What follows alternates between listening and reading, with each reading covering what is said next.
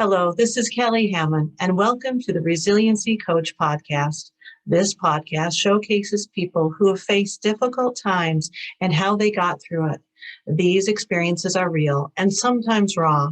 Please be advised that these podcasts could trigger unresolved emotions. Please also be aware that the people who share their stories are here to tell you you're not alone in your struggle. They share the tools and resources they use in healing. If you're looking for solutions for getting through tough times, contact us at www.resiliency.coach. This is not medical advice.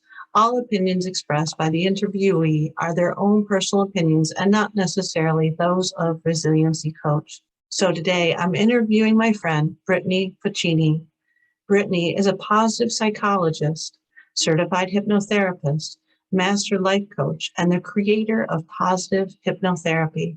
So Brittany, thank you so much for being my guest today and for sharing your story with us. Oh, Kelly, thank you so much for having me. And I'm honored to connect with you and to all of your listeners. And I with you. So Brittany, would you share with us your story now? It's important to note that my story revolves around my background. I think I'm who I am today because of the struggles I've gone through, where I am in my life as of this moment. And part of that is because I've been able to use what I'm trained in to not only benefit me, but, those I love and those I associate myself with. So going into my story, my first thought is this is going to be a hard story to tell. And I think anybody with a story can identify with that. For anybody who's been on this podcast or who has listened to it, when we tell our story, we're remembering events that have happened. We're experiencing these emotions again. And I want to identify why this is important, because our emotions, they guide us in our life. Because of how we feel, decisions are made based on that. And we get to choose how we react to those emotions. And so I know that I'm going to respond to, reviewing whatever it is that I'm about to share. But I really wanted to highlight, what experiencing emotions is. So my story is unique to me because I'm a unique individual.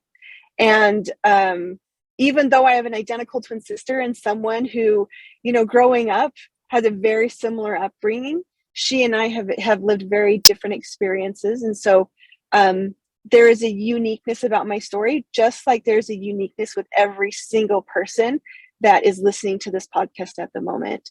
And that's another thing that I want to highlight is everybody's story is their own and it's unique to them.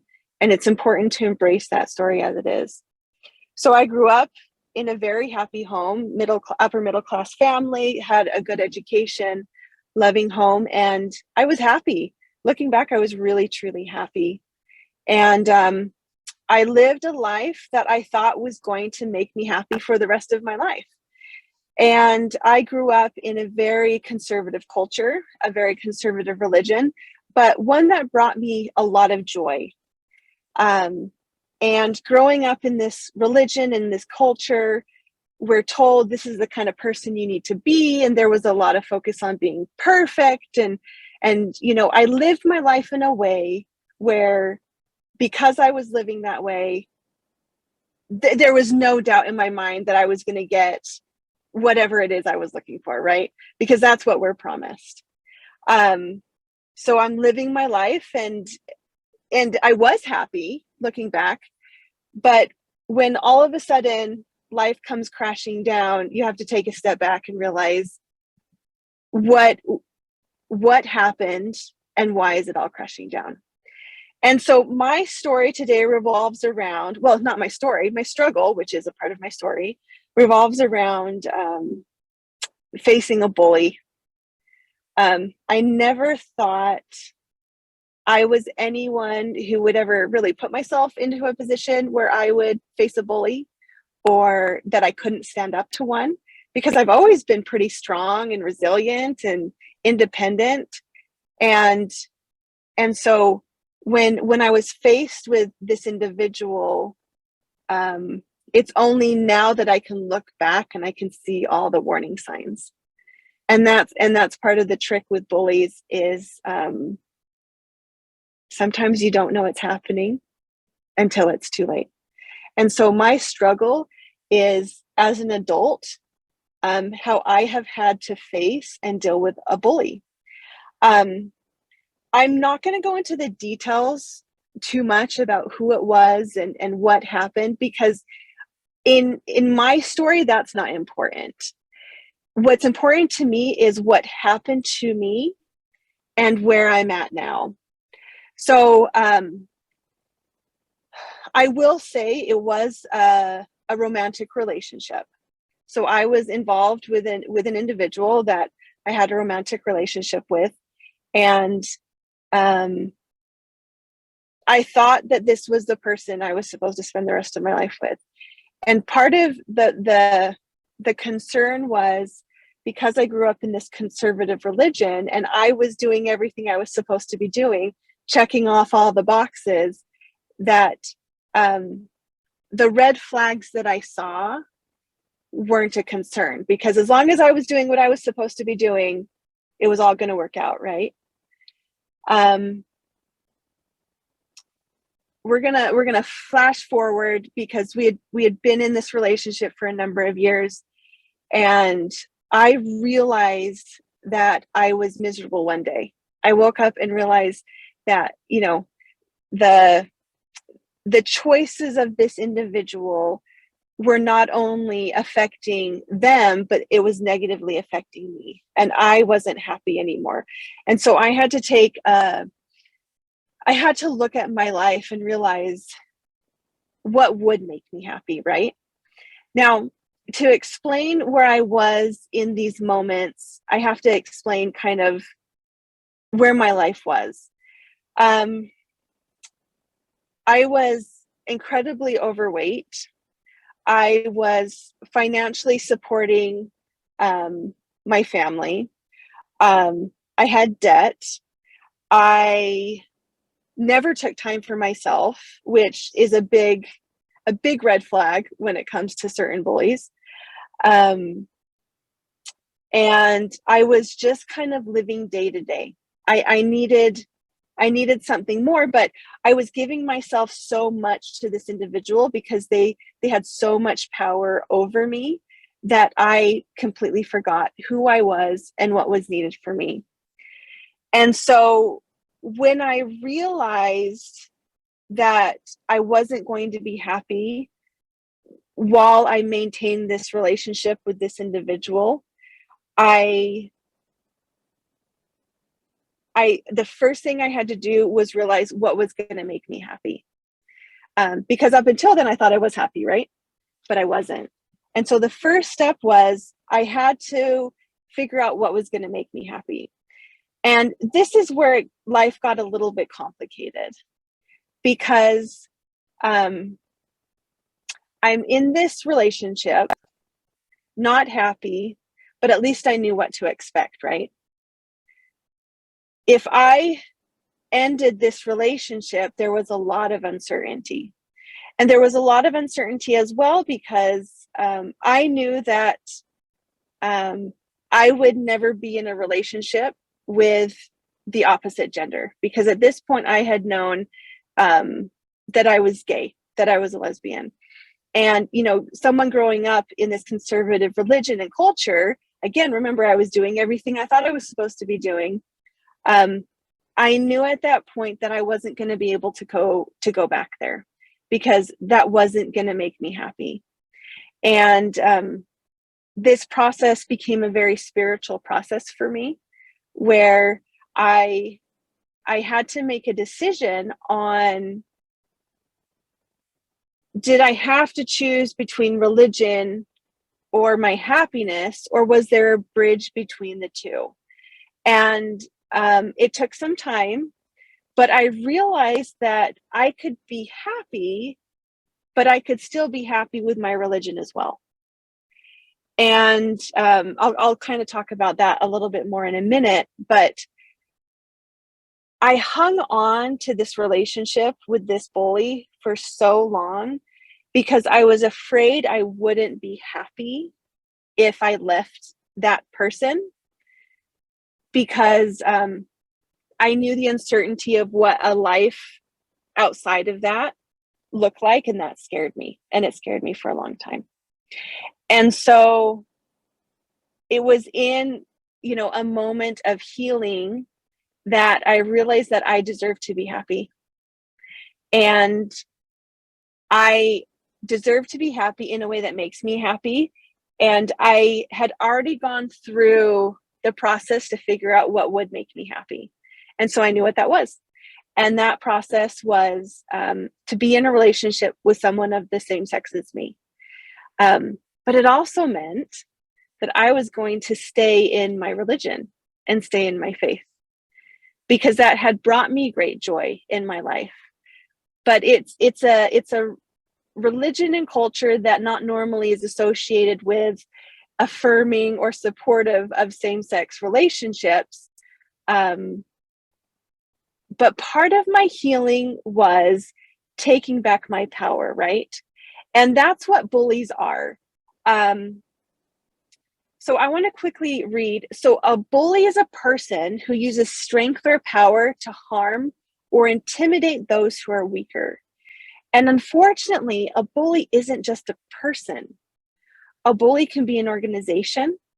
A bully can be a belief system. A bully can be anything, really. It's something that has power over someone who is weaker. And I realized that with my sexuality, being afraid of living the life that made me happy, I was giving power to a belief system, and I wasn't holding that power myself. And so the first thing I did was I needed to heal myself first. I needed to know who I was. I needed to know what made me happy. And as part of that healing process was to develop the courage to live my life, to live the life that I knew I needed to be happy. Once I did that, I was able to take my power back. And so I did that. I decided that, no, I'm going to be happy. And I wasn't going to let an organization or belief system hold me back. I wasn't going to let this individual hold me back. This power that I was giving to other people, to other things, wasn't theirs anymore. It was mine. And so I took that back. And that led me on a journey of complete transformation. So I came out of the closet to my very conservative family, which was an incredibly difficult experience, but one that I treasure because I was so honest and raw about who I was. It was difficult for my family at times, but they had a right to kind of go through their own journey through my process as well. I am so much more close to my family because of it. I was able to get out of this relationship with this other bully. And through that, I started taking care of myself. I prioritized myself. I lost 75 pounds. I bought my first home. I graduated with my master's degree. I got my hypnotherapy certifications. I was ready to start my business. I found the woman that I married last year. And all because I took my power back. I did the healing that was necessary to put myself first and to take that power back. And here I was living this amazing life with an amazing partner, and I was so excited for the future, when all of a sudden somebody popped back into my life. And that was this ex-partner that I had, who had essentially disappeared for a number of years.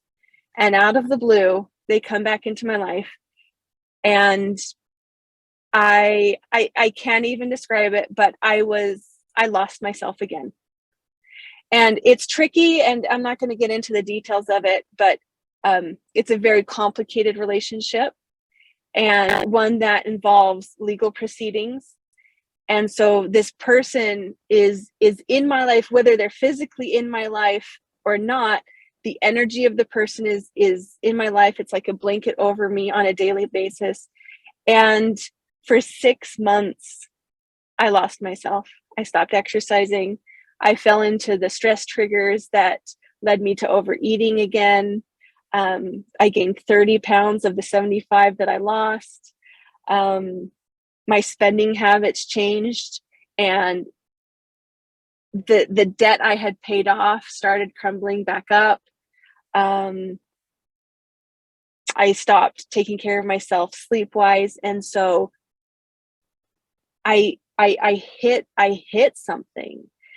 And I think the hardest thing of all was how critical I was of myself. And this is bully number 2 that I want to talk about. Sometimes we are our biggest bullies. And here I was, I'd done so much transformation over a couple of years, and in a literal instant, I lost it all. The progress I had made, and I just started beating myself up. And how could you let yourself do this? And you had done so well. And I became my worst bully at that moment. This is really important because I had to start over, and I had to go through the process again of healing myself. So when I made the decision a number of years ago that I was done with the life I had, that I truly deserved to be happy, I had to take myself back to that moment and say, what did I do then that led me down this path of positive transformation? And I had to start over. And I am still in the second phase of transformation. And it was a really hard learning opportunity for me, because to see myself do so well and then just fall. I've learned that I have to give myself grace. I have to be kind, because even though I have this bully in my life, this bully at one point is going to go away. I know it eventually, but I'm still stuck with myself, and we're living the human experience, right? And something else is going to come down the road, something that's going to trigger me, something that's going to take a lot of time, a lot of energy, where I'm not going to be able to exercise as frequently. I'm not going to be able to, have the freedom and the time freedom for the meal preps like I used to. Like, this is a human experience, and I can't allow myself to take myself away, essentially. And so, in a nutshell, that's kind of my story. And I know I'm keeping it super vague, but I want to highlight that it's very up and down, and it's going to be up and down. But when I'm sitting here today, and this is the most important part, even though I lost myself for a bit, I found myself again. I woke up one day, I went through the process I went through before, because it helped me once before. It's going to help me again. And into the future, I know what I need, because like I said, life ebbs and flows. But taking a step back and looking at how far I've come, yeah, I gained 30 pounds, but out of a total of 70 to 75, I still have lost weight, right? I'm still much more active than I used to be. One quick story is, when I was at my heaviest, I could barely walk up and down the stairs.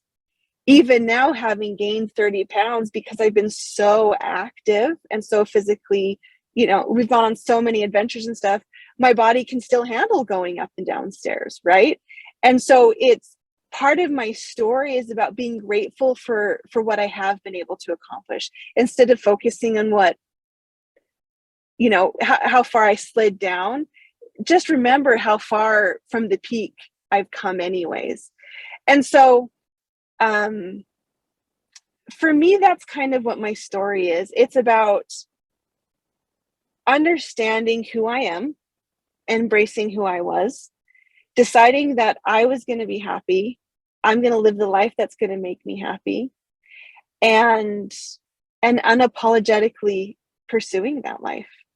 And despite having, a bully in my life, I'm going to give myself grace because there's ups and downs, but I'm still going to claim my life and the power that I have within my own life. You said the process you went through.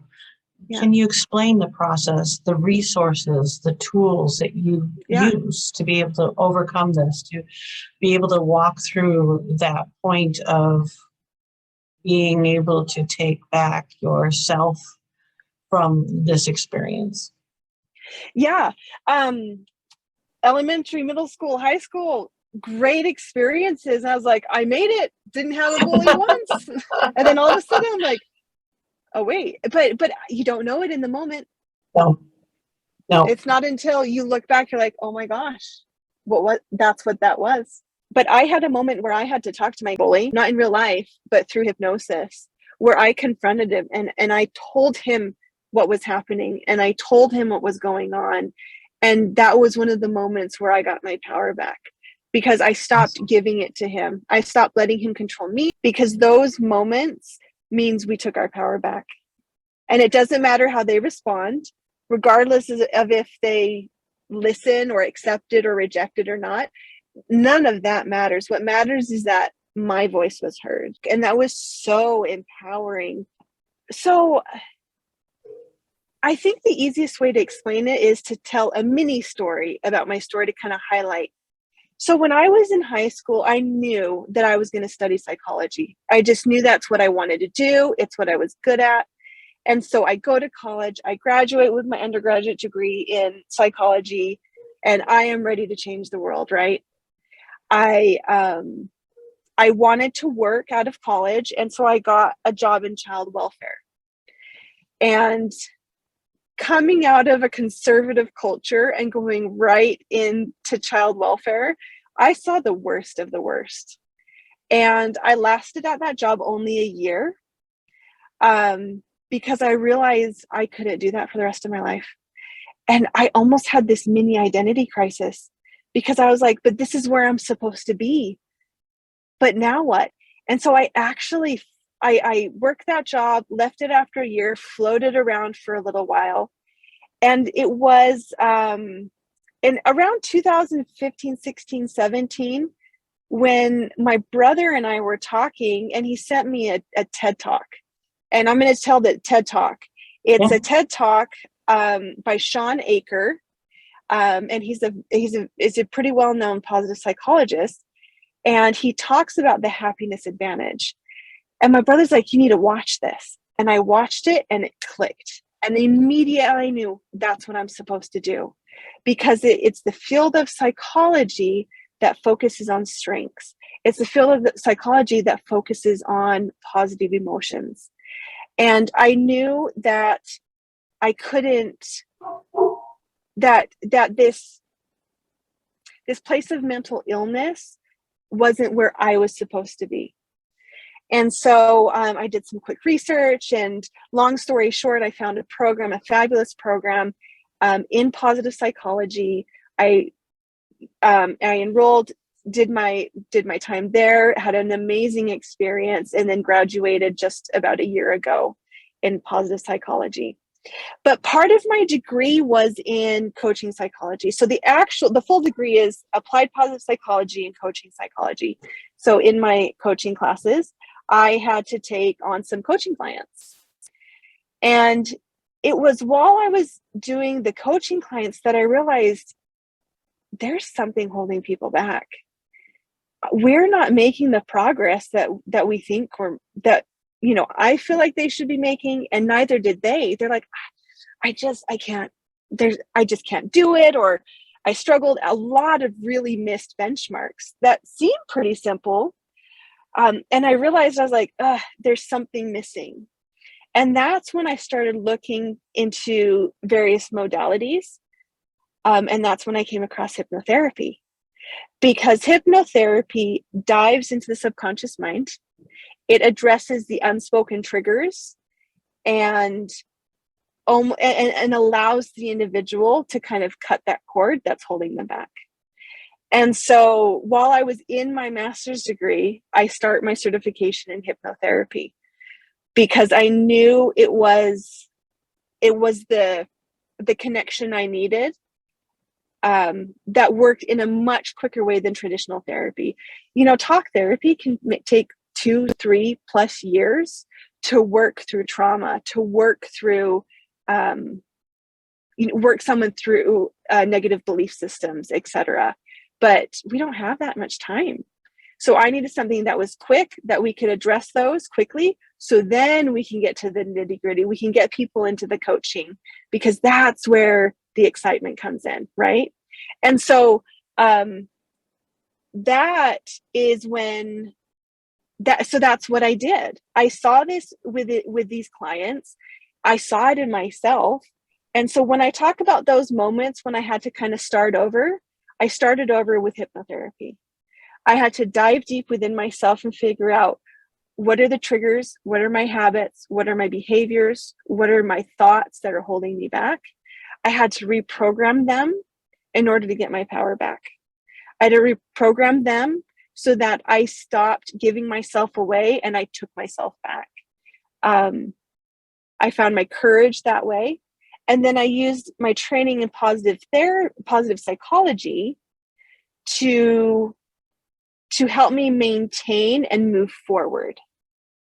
And then, like I said, through both of my trainings, I saw this overlap. So I started creating this program, which is now called Positive Hypnotherapy, which essentially is, the way I explain it, it's like a subconscious vision board where you access your subconscious mind and you can see this beautiful reality, and which becomes a self-fulfilling prophecy. And so that's what I used for myself, which I think is beautiful because I've used it for myself. I know how it works. And then that's what I get to use for the people that I help. But I'm trained in it. But I think the beautiful thing is I used my training in tandem with my own personal life. And so that's the ultimate testament of what I do, because they both went hand in hand.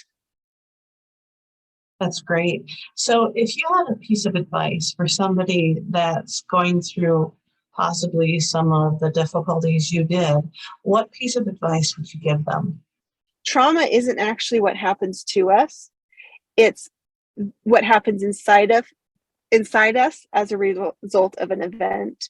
It's how we process and how our emotions are connected with the trauma. And so we have to allow those emotions to come out.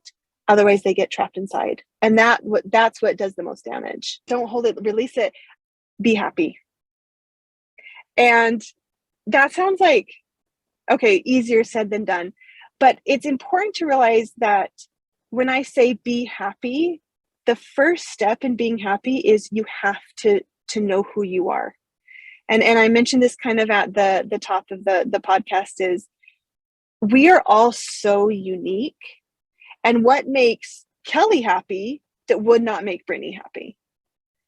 And so knowing who we are on an individual level is so incredibly important, because then we'll know what makes us happy, what doesn't make us happy. Why are we spending time on things that don't make us happy? And that was part of the problem I had when I was face to face with this bully.